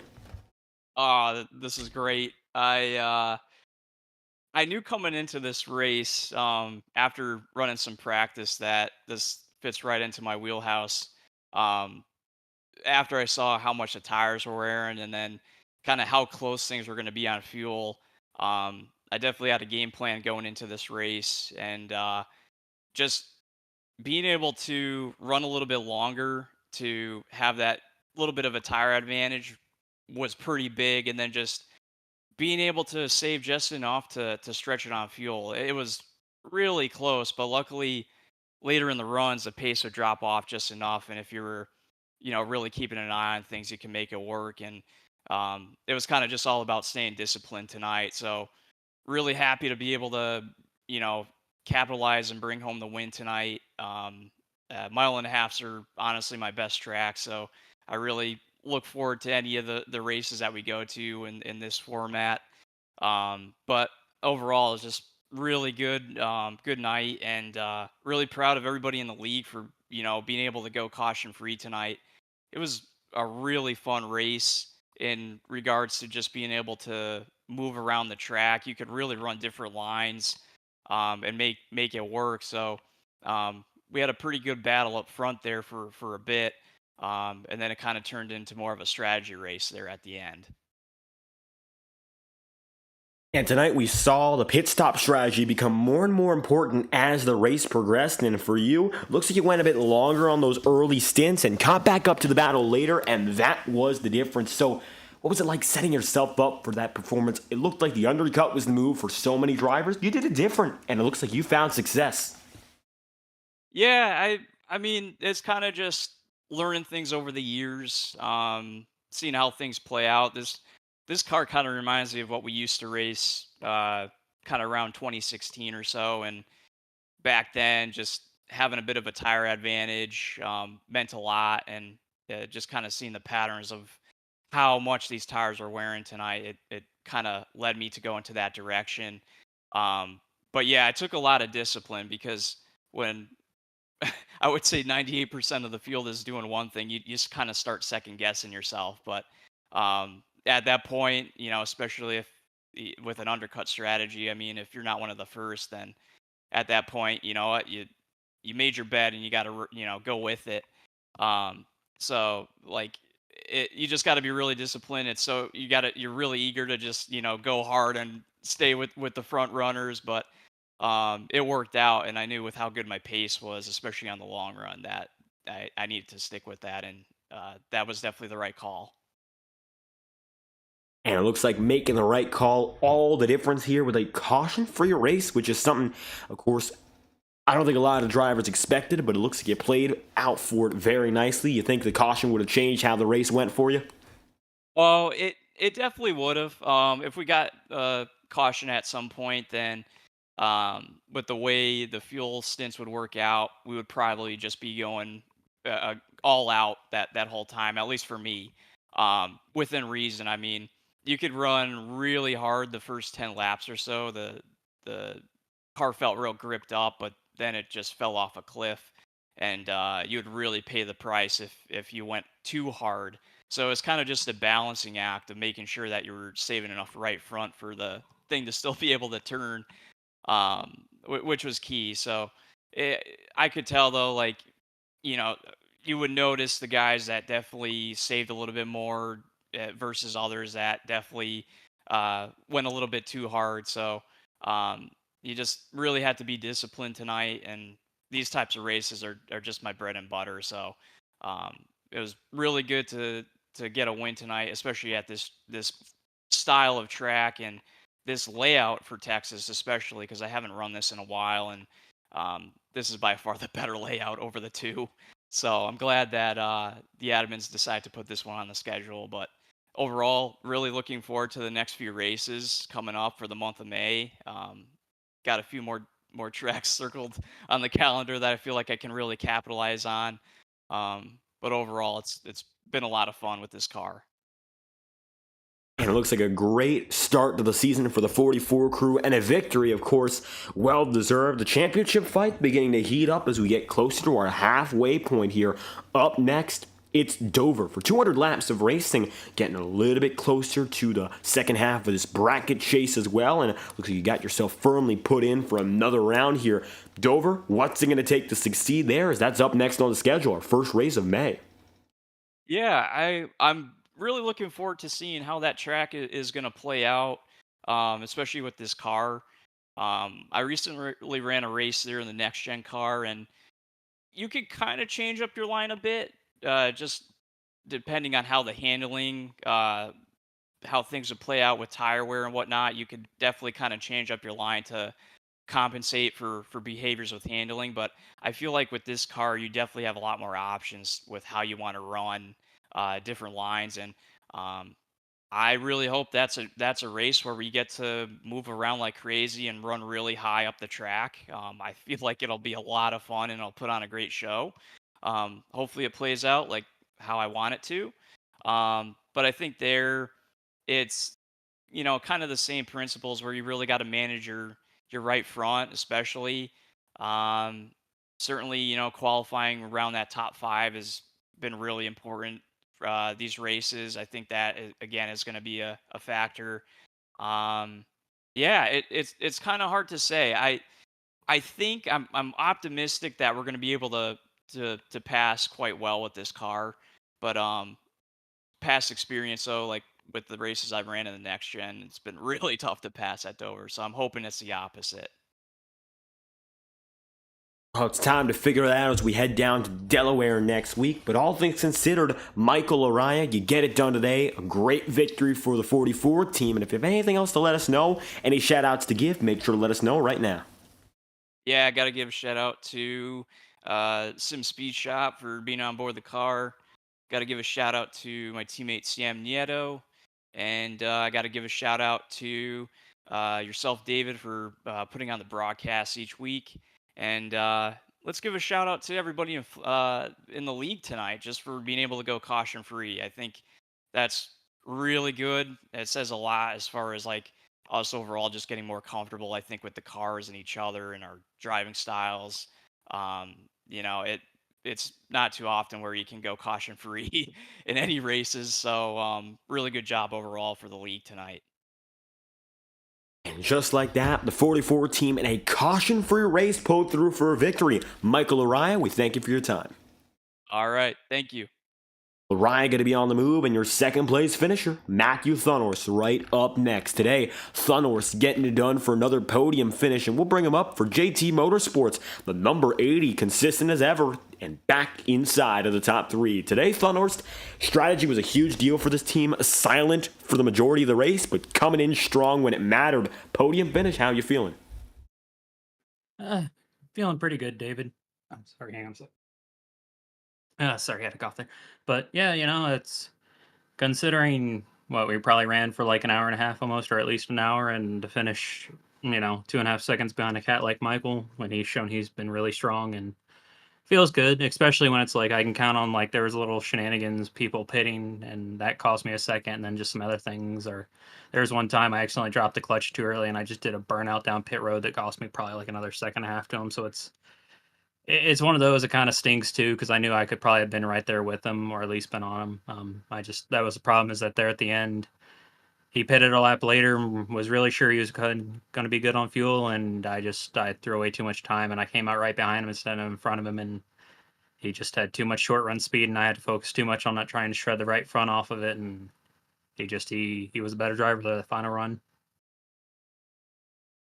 And it looks like tonight, overall, still coming through with a very solid finish, a few seconds off the race win, and one thing we mentioned, caution-free, which I'm sure a welcome surprise for just about the entirety of the field. Nobody retiring today, everyone making it to the end. What was it like knowing that there was a start-to-finish race on strategy, really no breaks in between? Oh, these are the races, like I always say, I enjoy. This is kind of where I feel like I'm going to shine a little bit, and I didn't make any mistakes tonight, just aside from really that getting off pit road and just spinning the rears all the way out. And, so it's one of those that was real good, and saved the fuel early because I was like, we're borderline. This thing's a thirsty engine, but it's like we can stretch it to a 2-stop. And then, you had the fast cats go up there. And then I started seeing guys run the high side, and I'm like, yeah, they're not in fuel saving mode. And then it's, 40, 42. It's like they pit and then they come in like in the mid 80s. And I'm like, yeah, there's no way they can stretch this. So it was just that point. It's just praying for no caution cheer. Oh, sorry. And you're just like, oh, please let there be no dirty laundry on the flag stand, please.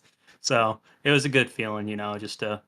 I mean, I maybe didn't have the outright raw pace to be right there with Michael and them all, but I still feel like I was, top 5, maybe top 7 driver. So it wasn't like I didn't earn this one. Just to be able to go out and run the fuel strong and just being able to keep up while also kind of feathering it a little bit was a good feeling nonetheless. And it looks like tonight, pulling through with a very successful result. Dover up next on the calendar here. So it's a track you've seen before with the Integrity Racing League, but not with these Gen 4s. You think you're anticipating anything special when it comes to that track? It'll be interesting with this new track surface model, but it's with the fact that it'll be a Dover doubleheader there for the Integrity Series with Ignite being there Monday night. We'll get a little bit of practice and get to feel that out a little bit. I mean, even though those Ignite cars don't exactly have the same amount of horsepower these monsters do, they still are unwieldy. So it'll be a sense of kind of, I guess, getting a slight taste of what we're gonna get here with these on Tuesday night. So, um, kind of looking forward to it. I've enjoyed Dover. It's just last time we were there, and the one time I've been here with the Integrity Series, it kind of got caught out by pitting early in yellows and still was able to come back. So hopefully it's just don't get caught a lap down with pit road stuff or things like that. And I'm kind of looking forward to it because I feel like I was pretty strong there last time, but some of these cats are really strong, so strong doesn't really compare to that sometimes. We're going to see how this number 80 crew returns to Dover. Doubleheader, we got to keep that in mind. But tonight, second place finish in the Lone Star State. Matthew, if you have any final shout-outs to make sure to let us know. Yeah, David, just, the usual suspects, just all the guys here tonight that were part of this, like you said, green flag all the way. So kudos to all the drivers tonight of the Octane Series, the admins for helping put all this stuff on. All the people who watch. Hope they enjoyed this one. It was a little bit different flavor finally than what we had with just all the green, no yellows, And just thanks to all the sponsors, Next Level Racing, Big Evil Designs, Pro Powder and Paint, y'all at FTN for Fireball Talks NASCAR broadcasting this. So thanks to Alex for covering when you're gone, David, and thanks to you, David, for always putting on a good show. And just thanks again to everybody who watches. And like you said, Monster Mile next week, and it's a doubleheader at that. So here we go. Maybe a chance to bag a few more finishes, some solid ones at that up in Delaware. But tonight, Matthew Thunor, second. We thank you for your time. Yeah, thank you, David. And round out our top 3 for today, Tom Wetmore making it through and the 51 crew up inside the podium. From 9th to 3rd of all the guys in the top 3 tonight, you came from the furthest place on the grid and clawed your way up. It's a podium finish, and the 51 team back here with us here in FTN, and it's solid the run and a caution-free race at that. So, Tom, how you feeling? She was a little bit grueling, but hey, bottom of the podium, number 3 on the podium, number 1 in your hearts tonight. I hope we had a lot of fun. And tonight, a very, very competitive race all around. We caught you in the mix of some tight battles.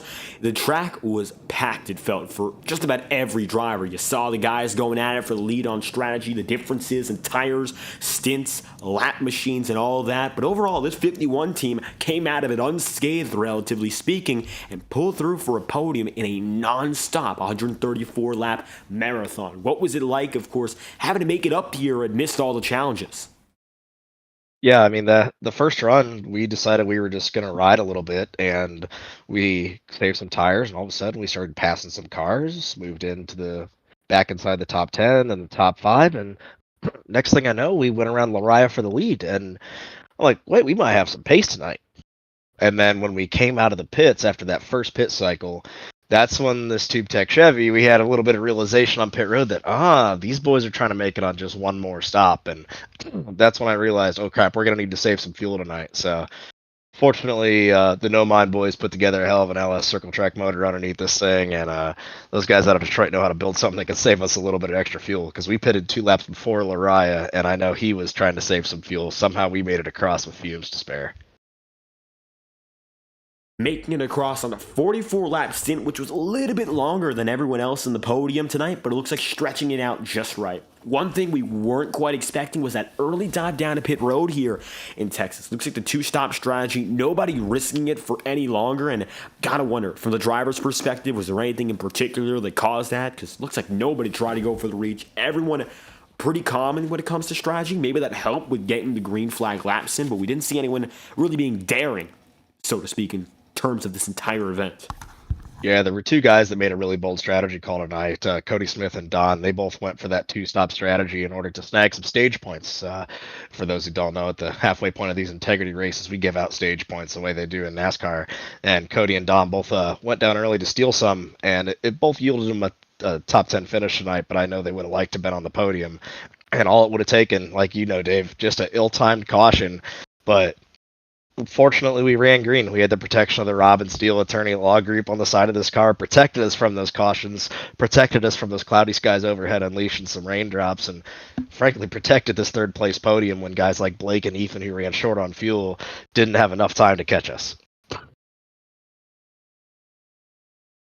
Tonight, it looks like the 51 team with a chance to catch up to the podium, and that's all that's needed to, of course, end up on the bottom step. Up next, it's going to be a Dover doubleheader for the league, and of course, the Octane Series making their trip to the Monster Mile. You think there's any chance for this team to come alive and fight for the victory? I certainly think there's a chance. In the past 3 years, I think we've accumulated 4 wins at Dover with the various cars and track combos that we've ran. So we've been pretty good on the concrete, but unlike tonight where there's 4 or 5 different grooves, a lot of areas for mistakes to get covered up and saved, at Dover, one mistake and you could potentially have an entire track blocking incident. So I'd encourage viewers to stay tuned all next week, because it may run green, but all it takes is one little mistake and we could wad up the entire field. So it'll be up to the drivers, and I trust everybody in this Integrity Racing League to put together a hell of a show next week, and we're going to have a lot of fun. Going to be very exciting to figure out what happens next week in Dover. The Gen 4s and the self-cleaning racetrack. I'm excited, I'll tell you that much. Tom Wetmore tonight, 3rd here in Texas. If you have any final shout-outs, make sure to let us know. Absolutely, Dave. Just one more. As we think about the Vex vision into the future, like, it's not just over, but it's into this championship chase. And we talked about it a little bit last week on the broadcast, but man, some of these guys that are starting to emerge, Matthew Thunhorst and his ability to save tires late, Michael Araya and his semi-illegal fuel line holding an extra gallon of gas like Smokey Eunuch, and some of the fast cars. I mean, gosh, you saw Ethan Lane and Blake put on a clinic driving from the back to the front tonight. Like, as I think about the playoffs, those got to be guys to watch, man. So I'll be watching out for those guys all season long, and hope the viewers do too. The championship battle, very much so. It's heating up here, and Tom Wetmore, you find yourself in the midst of the most competitive spots in this series. 3rd tonight from Texas. We thank you for your time. Thanks, Dave.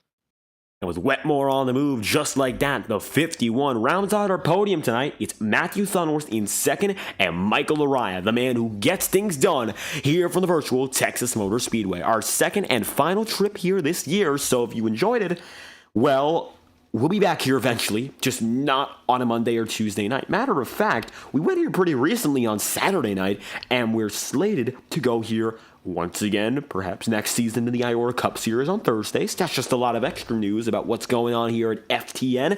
If you want to stay tuned, we're next live on Thursday with a doubleheader, the Iora Cup Series and the Highline Racing League. And of course, we once again like to thank you for watching our coverage tonight of the Integrity Octane Series. The hosting track, it's the virtual Texas Motor Speedway. In an exciting caution-free feature, you've been watching the Integrity Octane Series. We will be back next week with all the Ignite Series and Octane Series coverage from the virtual Dover Motor Speedway. So stay tuned Monday and Tuesday nights at 9 o'clock Eastern for more Integrity Racing action. I've been your host for tonight's broadcast, David Kreutz, producing and commentating. If you enjoyed tonight's presentation, make sure to leave a like on the stream and subscribe to the channel. Your support is always greatly appreciated. Thank you all for watching live on FTN, and we hope you have a fantastic night.